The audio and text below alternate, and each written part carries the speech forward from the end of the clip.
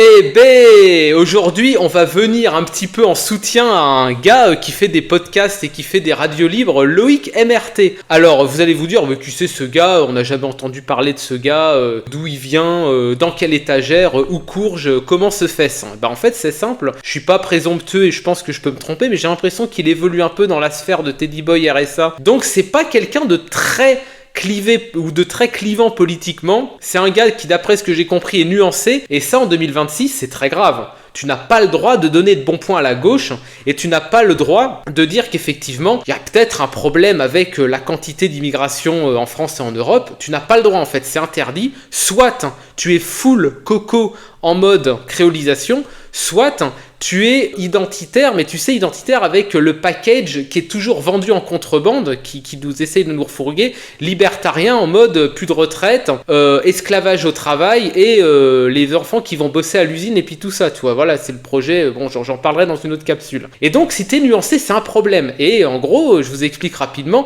il a osé critiquer un peu le canon français. Et j'ai adoré parce que, en gros, on va regarder un peu la tempête de merde qui s'est pris en commentaire. Et on avait des commentaires du type: alors, ce jeune homme avait des analyses plutôt pertinentes. Mais depuis qu'il refuse de sucer le membrin de ce terrain, ce n'est plus possible. Je me désabonne instantanément.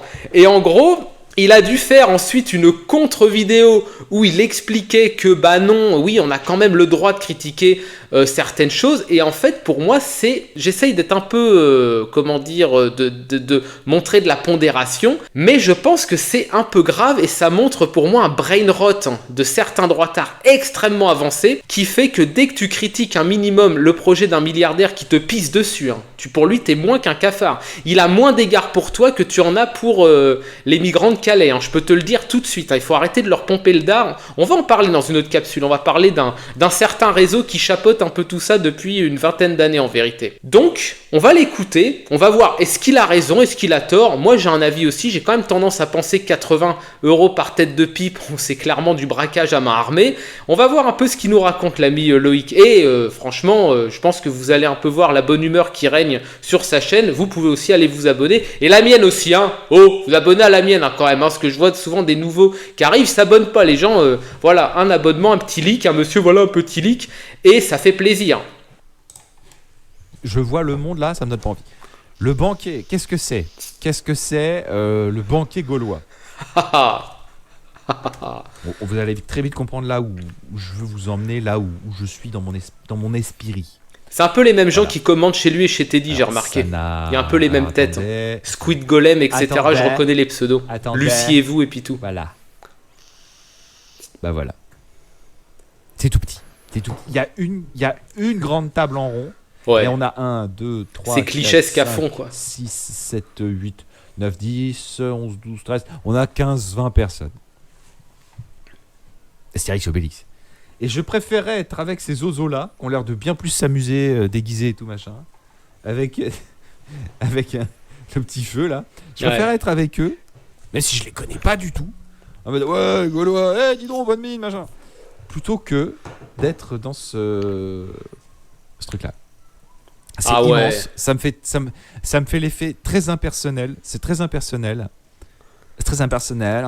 Ça fait tellement réunion de meeting politique, tu sais, avec ces espèces d'espaces en banlieue pavillonnaire, un petit peu excentré d'une grande métropole et tout, où tu sais, où t'as une espèce de Dana qui te parle dans un micro comme ça, tu sais, c'est un mélange entre la formatrice Pôle emploi et puis la conseillère politique en com, enfin tu sais, ça fait vraiment cette ambiance-là, ouais, je suis d'accord. En gros, le problème, il va critiquer, il va parler un peu de ça, on va évidemment pas tout passer, parce qu'il a fait un live, on va pas l'entendre en entier, parce que ça serait trop long évidemment.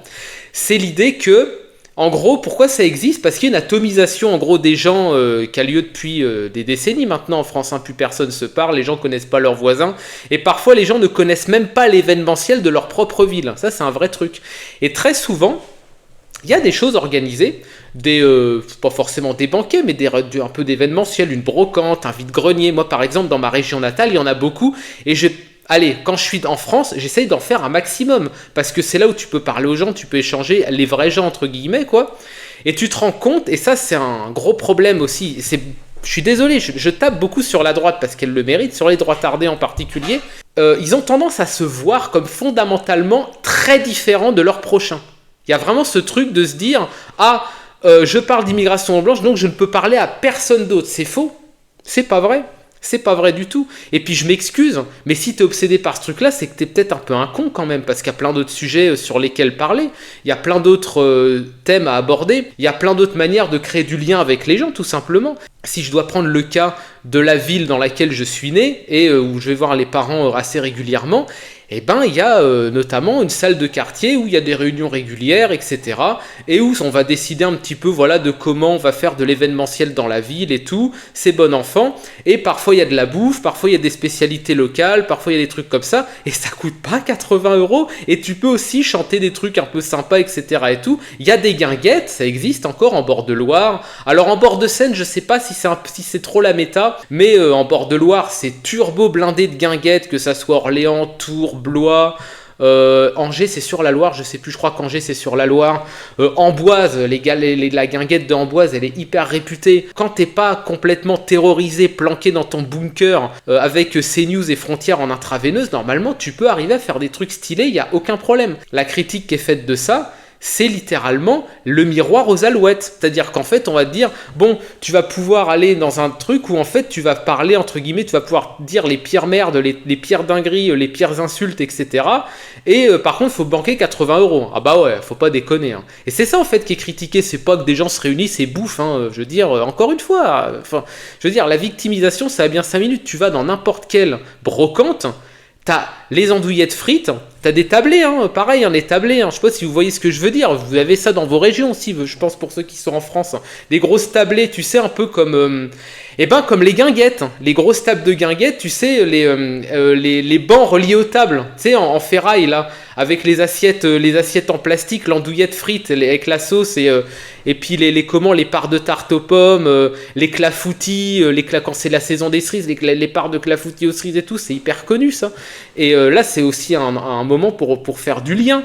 Et ces gens-là n'y vont jamais parce qu'ils sont terrorisés, en fait. Simplement, ils pensent que tout le monde est d'ultra gauche ou je sais pas quoi. Enfin, bref. Non. Les néons. Ah bah merci, hein. Mais en fait les Gaulois ils s'éclairaient à la bougie. Hein. Oui, monsieur, voilà. Merci. À la lampe à huile, monsieur, à la lampe à huile. Et j'y vois surtout, en fait ce qui m'énerve au plus profond, c'est que je vois des gens potentiellement patriotes, donc qui aiment leur pays. C'est une bonne chose selon moi. C'est très très bien. Parce que moi aussi, j'aime mon pays, et surtout la Normandie. Enfin bon, j'aime beaucoup la France, évidemment. Évidemment.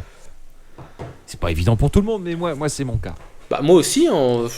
Et donc ces gens épris d'amour pour leur pays se retrouvent à payer des sommes un peu trop importantes pour se retrouver avec des gens également qui aiment leur pays. Non mais 80 €. Les gens aussi, il y a un problème, c'est que on a mis dans la tête des gens que c'était normal de débourser des trucs de fou pour simplement en fait parler aux gens. Vraiment c'est incroyable quoi. Vraiment pour 80 €, même à Paris. Moi, je me rappelle, il y a un resto qui est sympa à Paris, j'étais tombé par hasard, ça s'appelle Les Frangins. Est-ce qu'il y a des Parisiens ici qui peut-être connaissent? Moi, je vous le recommande. C'est un resto, alors, je sais pas dans quel arrondissement, parce que moi, quand je suis à Paris, je suis un turbo-touriste of all time, quoi. Je connais pas la ville. J'étais tombé par hasard, c'est hyper bon, et j'en avais eu pour entrée plat dessert, 25 €, je crois. 25, même pas 30 €, même pas 30 € les gens. Vous vous rendez compte, en fait, 80 €, c'est un désanussage, littéralement, quoi. Peut-être. Je ne sais pas. En fait, c'est un manque de communautarisme. Exactement. Ouais, c'est ça. C'est une atomisation, l'atomisation post-néolibérale, quoi. Mais tout à fait. Mais tout à fait. Avril. Rare photo de la famille de Julien. De 4000 personnes se sont retrouvées au parc 4000 personnes des expositions de Caen pour un banquet du canon français. Puis c'est quoi? C'est pour écouter quoi? C'est pour écouter quoi comme musique? C'est pour écouter des chansons où il n'y a pas besoin de payer 80 € ou qui, pour les chanter ou dans n'importe quelle salle des fêtes. Pareil, quand j'allais chez les grands-parents à la campagne, la salle des fêtes, putain, la galette! Putain, la galette et le cidre! Putain, voilà, et c'est la même ambiance. C'est la même ambiance. Bah, par contre, tu y vas et tu payes ta part de galette à 2 € et c'est tout. Putain, et t'as la même ambiance. Voilà, c'est tout. C'est vraiment l'atomisation post-néolibérale et les mecs ils sont terrorisés sur BFM et CNews toute la journée quoi. Ils pensent que voilà tout le monde veut les cambrioler, veut les bouffer ou je sais pas quoi, c'est n'importe quoi. Vraiment c'est le niveau quoi. C'est pour écouter quoi comme musique? Est-ce que c'est pas le French Dream un peu ça? On en parlait hier. Ouais, il y a un peu de ça, ouais, je pense. Ouais. Français là, c'est pas un peu le French Dream? En fait, c'est un profil particulier, c'est des bourgeois un peu flippés. Donc finalement, ils les ont les 80 € à mettre là-dedans. Et c'est des bourgeois un peu flippés qui pensent que tout le monde leur en veut. Mais tu sais, c'est les petits bourgeois, c'est pas les grands bourgeois. Hein. On va en parler, je crois qu'il en parle après d'ailleurs.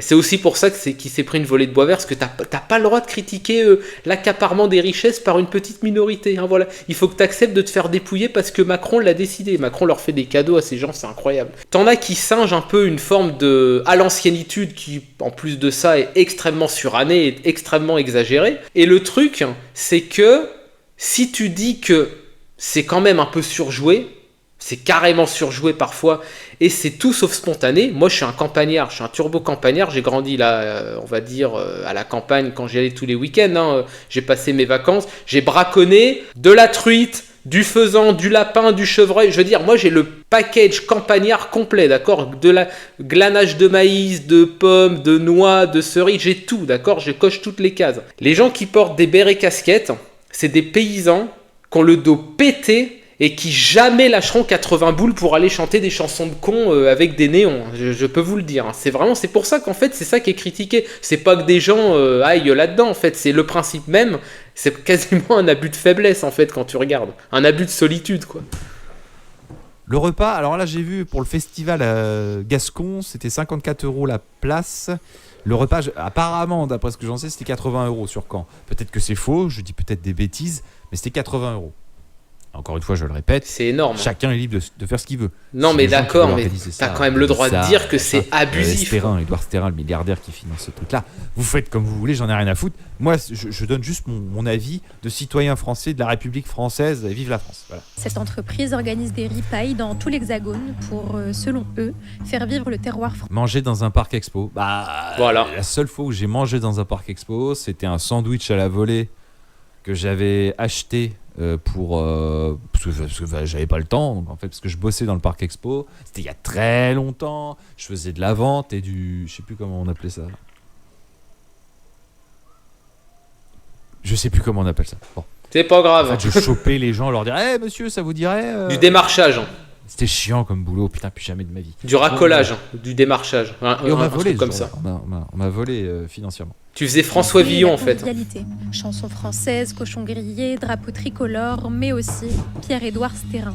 Pierre-Édouard Sterrin, à Évreux. Tu sais, le regard froid du mannequin déshumanisé, quoi. Sterrin, Réseau Atlas. Réseau Atlas. Vous connaissez pas? Je vous promets une capsule de qualité sur ce réseau qui ne vous veut pas du bien. Qui ne vous veut pas du bien du tout, et encore moins à vos gosses pour ceux qui auront la chance d'en avoir, hein, ce qui est compliqué sous la France de Macron où voilà, la dérégulation des loyers et du travail, etc. fait qu'en fait c'est bal-trou dans tous les sens, quoi. Alors le réseau Atlas, je vous donne un petit avant-goût. C'est un réseau qui a infiltré à peu près toutes les chaînes privées en France depuis une trentaine d'années et qui a mis dans la bouche d'énormément de gens le langage de la vulgate bourgeoise et qui a fait croire aux prolos qu'en utilisant la vulgate bourgeoise, ça allait aller dans leur sens. On va dire, débroussaille un petit peu, je ferai une capsule un peu plus étoffée sur le sujet, avec des sources, des dates, des noms, on va citer des noms, notamment la salmanie qu'ont certaines jeunes femmes entre 20 et 30 ans de faire la manche sur YouTube des cagnottes alors qu'elles sont millionnaires de naissance. Tout ça, c'est lié en fait, ça fait partie de ce réseau. Bon bref, je ferai une capsule dessus, mais très clairement, c'est du gigantesque foutage de gueule, et, je vous le dis, on est identitaire parce qu'on veut que l'Europe reste l'Europe, ce qui est normal, mais à quel moment ça rime avec le fait qu'on doit être esclavagisé jusqu'à la mort, ne pas avoir accès aux soins, parce qu'ils veulent tout privatiser, et qu'on soit de la serpillière à grand milliardaire. C'est marqué nulle part ça dans le contrat, on est d'accord. On va pas se faire enculer les mecs, oui ou non? Ah voilà. Et ce qui est drôle, c'est qu'en gros, Loïc, alors on va voir un peu la shitstorm qui s'est mangée en commentaire. Hein, c'est impressionnant. Un gauchiste, voilà. Vous voyez le brain rot des droitardés, le brain rot droitard. Tu critiques, tu refuses de pomper le gland d'un putain de milliardaire de con. T'es un gauchiste, voilà, un gauchiste, automatiquement, voilà. Tu critiques un truc, voilà. Je ne comprends pas les commentaires négatifs, je suppose que c'est les droitardés qui sont sentis fragilisés. Ouais, c'est ça. Alors, en gros, oui, il y a un truc aussi. Et là, je voulais parler du fameux, vous savez, le « on peut plus rien dire ». Non, c'est pas vrai. Moi, quand je repasse en France, je parle de tout à tout le monde. Et je me fais pas casser la gueule. Et je me fais...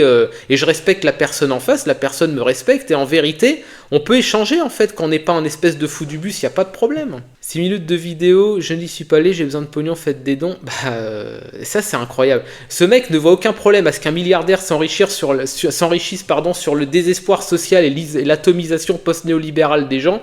Par contre, qu'un mec comme lui, qui est clairement je pense que c'est un enfant de prolétaire, et c'est pas une insulte hein, dans ma bouche, hein, prolétaire c'est quelqu'un, c'est un salarié en fait. C'est pas comme dit des fois Teddy Boy, ouais la classe moyenne, je sais pas quoi. Ça existe pas la classe moyenne, les gens. Je ferai aussi une capsule sur ce concept qui est dépolitisant en vérité. C'est très dépolitisant. Le mec le traite de oh ouais, faites des dons, t'es un mendiant. Non, en fait, c'est normal, il fait du contenu. Et moi je compte faire des live streams, les gens. Hein, et j'ai demandé des dons. Hein. Et voilà, j'ai demandé des dons, les gens. Gauchia censeur, mais oh là là. Il faut sauver. Moi, je pense qu'on a une mission. Il faut sauver les identitaires du libertardisme et du sectarisme, les gens. On a une vraie mission. Hein. Et on va ramer, hein, parce que là. Moi, j'ai mangé des insultes en commentaire, je le sais. Moi, je les effacerai. Les menaces de mort, je vais les pharos comme celles que j'avais reçues il y a 1 mois et demi. Et là, moi, je pense qu'on peut quand même se plaindre de la déscolarisation. Tu parles en mangeant, c'est tout de suite impoli. En plus, tu juges sans S, sans y avoir été. Tu es un vrai con et en plus, t'es nul. C'est littéralement, tu me contredis, t'es vilain, t'es pas beau et en plus, tu sens pas bon. Et à mon avis, tu feras sans Yvette, tu vois, on dit les jeunes savent plus écrire, les vieux non plus, les boomers non plus savent plus écrire. Avec ta façon de parler, de te comporter, dégage, sans ponctuation, sans accent sur le dégage et avec le petit ton sarcastique. Je vais lui marquer mon petit commentaire. Il ne saura plus quoi dire. C'est vrai que c'est des carènes, hein. Putain, c'est vraiment des carènes, hein. C'est incroyable. Du calme Yvette. Jaloux, ça c'est un classique. Tu critiques le processus d'accaparement des richesses non méritées de certains, t'es un jaloux. T'as pas le droit de vérifier que tout le monde respecte les règles. Non, on te demande de jouer un jeu, tu connais pas les règles, t'es pas sûr que tout le monde les respecte, tu te fais bouffer, enculer à tous les niveaux, mais si tu te plains, jaloux, ultra deep, excellent. Même à 100 € j'y vais, mais... Moi, il s'appelle le gratteux. Heureusement qu'il s'est pas appelé le grattard, hein, je l'aurais mal pris. Hein. J'aurais dit gros, il t'en reste là. Il t'en reste. Lèche, il t'en reste. C'est incroyable. Bravo, t'es un golem droitardé. Bah ouais. Vidéo sans intérêt d'un gars sans intérêt. Ah là là, le sel qu'il a dû avoir, c'est énorme. Excellent. Après, assumer d'être une poubelle, c'est pas la grande classe non plus. Ouais, complètement, ouais.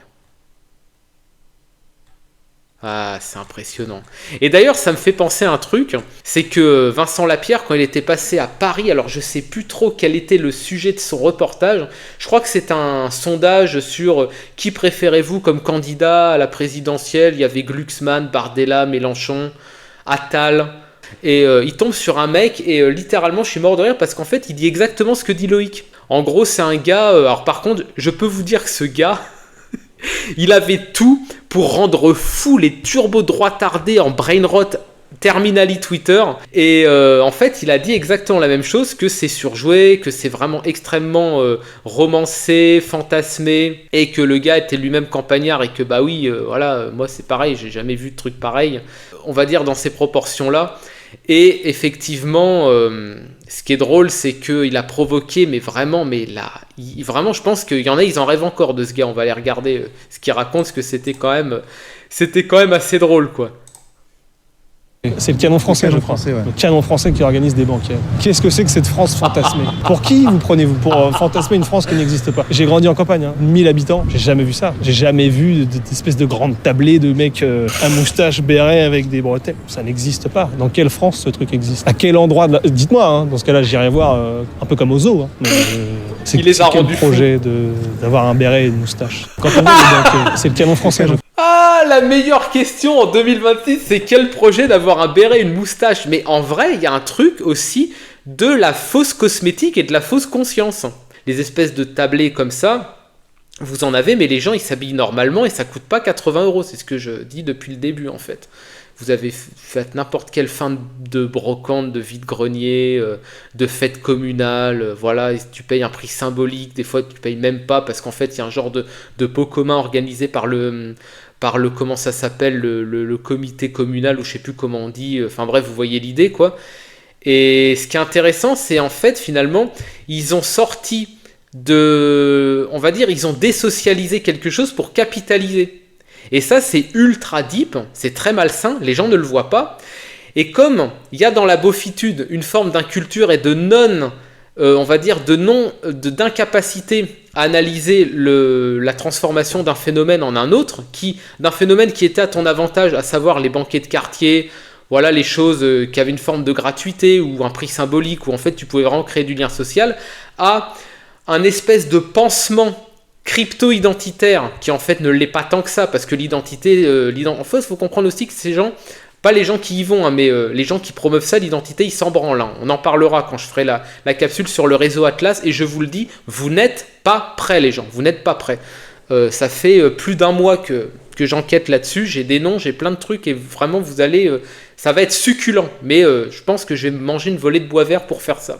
Ils ont transformé quelque chose qui était un truc de convivialité un peu gratuit, un peu décapitalisé, un peu où tout le monde pouvait aller, il n'y avait pas un paywall violent qui fait qu'en fait ça devient classiste. Moi, c'est ce que je vous explique, les gens. Si vous avez une grosse fibre identitaire comme c'est mon cas, vous n'avez pas besoin de débourser des sommes pareilles pour parler à des gens de sujets ultra basés. Moi, si je vais à une fin de brocante en France, allez, je vais vous dire des noms de bled: Villetrin, Coulommiers, Arène, Fay, Vendôme, je sais pas s'il y en a, ouais, des fois il y en a, Blois, etc. Ou comment ça s'appelle, Cloix-sur-le-Loir, Châteaudun, etc. Si t'es pas bête, si t'as un minimum, voilà, le sens de l'échange, voilà, de parler aux gens, etc., et que t'es pas un fou du bus, bah, tu peux parler d'un peu n'importe quoi. Et si tu présentes les choses de manière intelligente, que c'est mesuré, qu'il y a un minimum de fonds sur lesquels les gens peuvent se raccrocher, et que voilà, ça fait écho avec des choses que les gens ont vécues, en fait, il n'y a aucune raison que les gens te crachent dessus. Sortez de vos paniques. Sortez de vos paniques. L'ennemi, c'est pas ton voisin, en fait. C'est pas c'est pas ton voisin. Ton voisin, tu peux lui parler, voilà, tu as le droit de prendre de ses nouvelles, tu as le droit de l'inviter à boire un coup, tu as le droit de créer un lien social, tu vois. Le vrai ennemi, en fait, c'est celui qui essaye de te faire passer un agenda turbo antisocial pour te priver de ta retraite, te priver de soins de santé, de te faire croire que c'est normal, parce qu'il y a aussi toute cette rhétorique dans les médias privés, c'est normal, faut se serrer la ceinture, l'austérité, tout ça. On va dire que les gens de ce réseau-là, en fait, instillent des éléments de langage dans les médias depuis une trentaine d'années, et on va le prouver, hein. C'est pas un truc de con qu'on se piche, je sais pas quoi, on va amener des preuves, on va amener tout ça. Voilà. Bon, bah, et sur ce, on sub, propagande, à la prochaine. Et Loïc, salutations, en plus je me suis abonné à ta chaîne. Je te mettrai un petit commentaire, comme ça tu sauras que j'ai réact. À la prochaine, les gens.